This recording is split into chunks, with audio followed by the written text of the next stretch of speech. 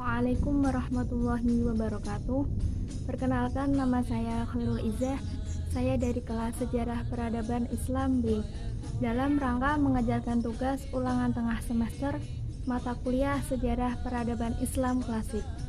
Dalam kesempatan kali ini saya akan menjelaskan tentang Khulafaur Rasyidin.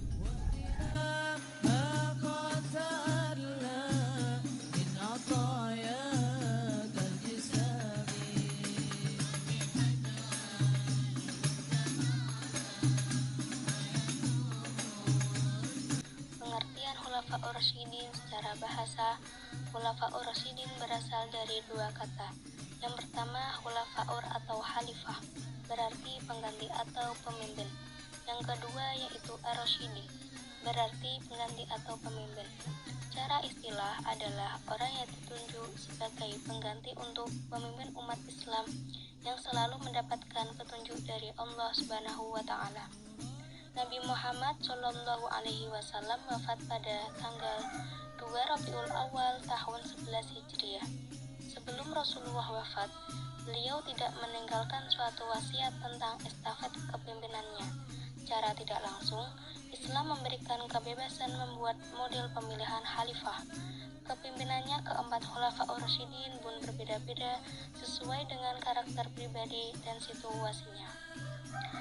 Yang pertama yaitu Abu Bakar As-Siddiq. Sebelum masuk Islam, ia bernama Abdullah bin Ka'bah. Setelah masuk Islam, Rasulullah mengganti namanya menjadi Abdullah bin Abu Faha At-Tamimi. Abu Bakar merupakan bapak dari Aisyah, istri Rasulullah, sekaligus salah satu sahabat yang sangat dekat dengan Rasulullah. Beliau merupakan as-sabiqunal awwalun. Beliau mempunyai gelar As-Siddiq, yang berarti seorang laki-laki pertama yang beriman dengan membenarkan segala hal yang berasal Rasulullah. Abu Bakar menjadi khalifah pada tahun 11-13 Hijriah. Beliau diangkat melalui jalan musyawarah antara kaum Ansor, sebutan bagi kaum yang menemani hijrahnya Nabi Muhammad dari Makkah menuju Madinah, dan kaum Muhajirin, sebutan bagi kaum yang menerima hijrah dari Makkah menuju Madinah. Pertemuan tersebut dilaksanakan di Safihah Bani Sa'idah, salah satu balai pertemuan yang ada di Madinah.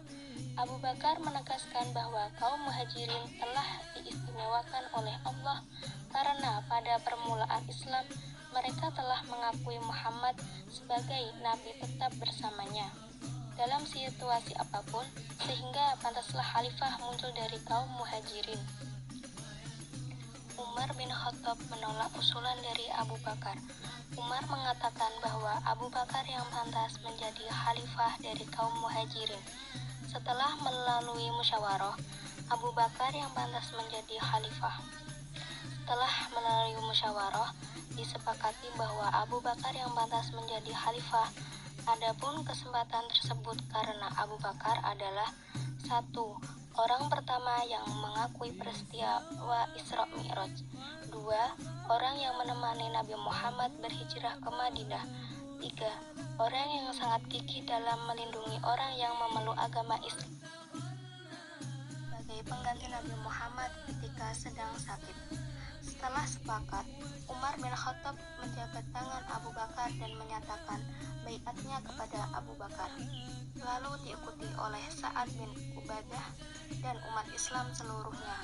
Abu Bakar menamani dirinya sebagai Khilafatur Rasul atau sebagai pengganti Muhammad. Semasa kepemimpinannya yang singkat, beliau memprioritaskan penyelesaian problem dalam negeri. Beberapa kelompok berusaha melepaskan diri dari jamaah Islam. Mereka menganggap setelah Muhammad meninggal, maka berakhir pula kekuasaan Islam terhadap mereka. Selain itu, beberapa orang mengakui sebagai Nabi Muhammad. Juga ada yang menolak menyebar zakat. Terhadap ketiga pemilu tersebut, Abu Bakar memutuskan untuk memerangi mereka. Pusat kekuasaan bersifat strategistik. Segala keputusan ada di tangan Khalifah Abu Bakar. Walaupun begitu, dia selalu mengadakan musyawarah dengan para sahabatnya. sebelum memutuskan sesuatu, seperti keputusan untuk memerangi orang yang tidak bayar zakat. Terjadi musyawarah dengan Umar bin Khattab dan alasan bahwa Nabi Muhammad tidak pernah mencocokkannya sholat dan zakat.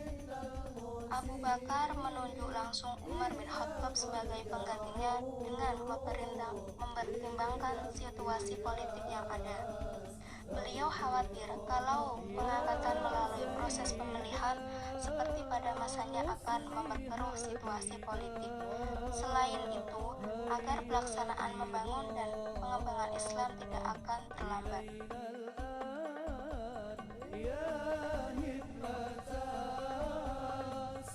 Khulafaur Rasyidin yang kedua, Umar bin Khattab. Umar bin Khattab yang ditunjuk kedua setelah Abu Bakar. Beliau lahir tanggal 13 tahun setelah kelahiran Rasulullah. Ia berasal dari suku Adi. Suku Adi merupakan salah satu suku Quraisy bangsawan yang bernama pada saat itu. Nama ayah Khattab bin Nufail dan ibunya bernama Hatmamah binti Hashim. Umar bin Khattab masuk Islam pada tahun ke-6 kenabian, tepat berusia 27 tahun. Pada saat kecil, ia terkenal sangat cerdas dan kepandaiannya. Dari hal itu, Rasulullah menjadikan sebagai rujukan mengenai hal-hal penting di dalam Islam seperti strategi perang dan lain sebagainya. Umar bin Khattab pernah menjadi penasehat sekaligus tangan kanan dari khalifah yang pertama. Tidak hanya hal itu, ia juga pernah duduk di kursi pemerintahan sebagai khalifah selama 10 tahun. Ia dipilih oleh Abu Bakar untuk menggantikannya dirinya setelah wafat. Umar bin Khattab mendapat dua gelar sekaligus, Al-Faruq yang berarti pemisah atau pembeda antara kebenaran dengan kebatilan, serta Al-Mu'minin yang berarti pemimpin orang beriman. Ia wafat pada 3 hari setelah penikmaman yang dilakukan Abu Lu'lu'ah pada saat sholat subuh.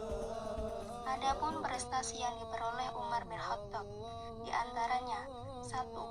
Mendirikan beberapa departemen dalam pemerintahan. 2. Mengatur dan menerbitkan pajak. 3. Mendirikan pengadilan. 4. Mendirikan baitul mal. 5. Menyetak uang. 6. Menetapkan penanggalan berdasarkan kalender. Ketiga, Utsman bin Affan. Utsman bin Affan berasal dari Bani Quraisy. Ia lahir pada tahun 576 Masehi, tepat pada tahun ke-6 setelah tahun Gajah. Utsman lahir dari kabilah termuka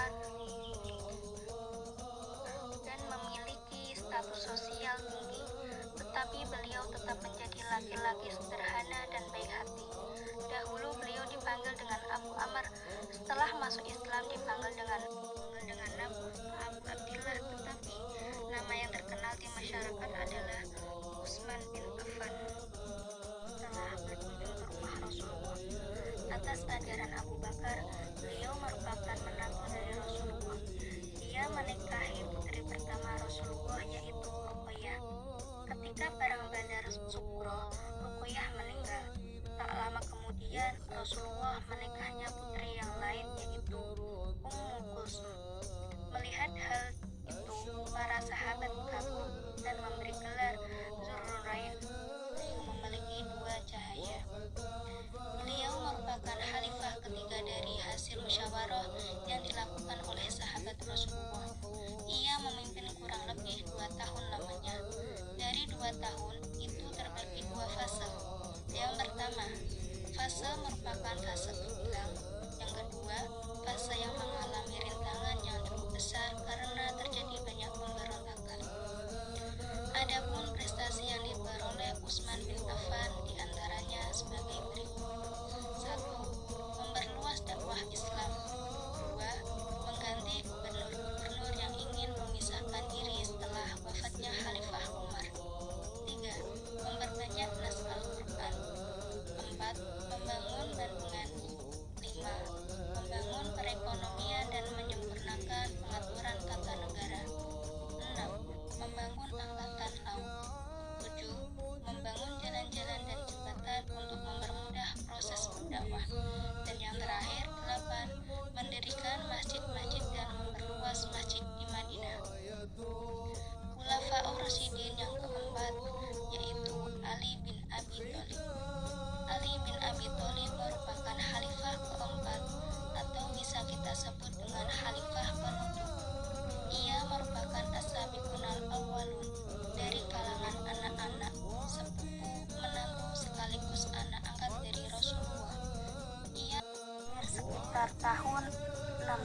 Masehi. Ayahnya bernama Abu Thalib bin Abdul Muthalib dan ibunya bernama Fatimah binti As'ad. Ali bin Abi Thalib berusaha mengatasi pemberontakan dengan menarik para amir yang sebelumnya diangkat oleh Utsman. Ia juga mengambil alih tanah yang dihadiahkan Utsman kepada penduduk dengan menyerahkan hasil pendapatan kepada negara. Ali bin Abi Thalib juga menghadapi pemberontakan dari Talhah, Zubair, dan Asyiyah karena tidak mau menghukum pembunuh Utsman. Di akhir pemerintahannya, umat terpecah menjadi 3 golongan, dan Ali bin Abi Thalib terbunuh oleh salah satunya. Wafatnya Ali menandai berakhirnya Khulafaur Rasyidin. Ali bin Abi Thalib dikenal sebagai pemimpin yang dekat dengan rakyatnya. Ia pun suka berkeliling untuk menantikan siapapun yang menghampirinya guna meminta bantuan atau bertanya padanya. Ali bin Abi Thalib merupakan seorang yang memiliki banyak kelebihan, sampai Rasulullah memberi gelar dengan gudangnya ilmu. Pada saat ia memimpin umat Islam, ia merupakan pemimpin yang bijaksana. Ia mengganti semua gubernur yang tidak disenangi oleh masyarakat. Tidak hanya hal itu, ia menyuruh Muawiyah meletakkan jabatan kekhalifan. Tetapi Muawiyah menolak hal itu dengan mentah-mentah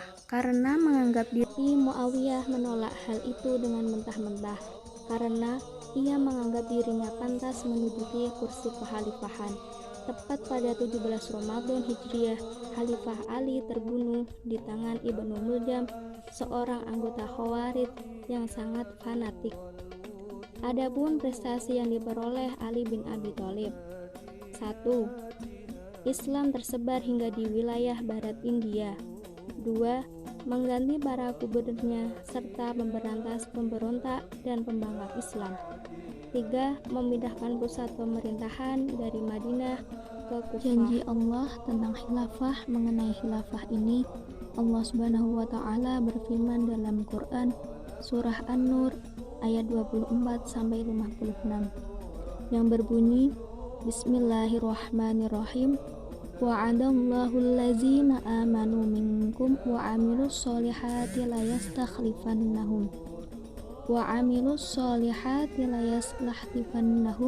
fil ardi kama stakhlafal ladina min qablihim wa layumakkinanna lahum dinahumul ladzir tardo walahum waliyubaddilannahum min ba'di khawfihim amna ya'budunani la yashrikuna bi syai'a wa man kafara ba'da dzalika faulaika humul fasiqun, yang artinya Allah telah berjanji kepada orang-orang yang beriman dan beramal soleh di antara kalian bahwa Dia pasti akan menjanjikan mereka khilafah-khilafah di bumi, sebagaimana Dia telah menjadikan khilafah-khalifah di antara orang-orang sebelum mereka, dan Dia pasti akan menguatkan bagi mereka agama mereka yang diridhoi bagi mereka, dan Dia pasti akan memberi mereka keamanan dan kedamaian sesudah ketakutan mereka. Mereka akan beribadah kepadaku, dan mereka tidak akan menyebutkan sesuatu apapun dengan aku. Maka barang siapa yang ingkar sesudah itu, mereka adalah orang-orang yang fasik. Sekian yang dapat saya sampaikan, kurang lebihnya mohon dimaafkan. Wassalamualaikum warahmatullahi wabarakatuh.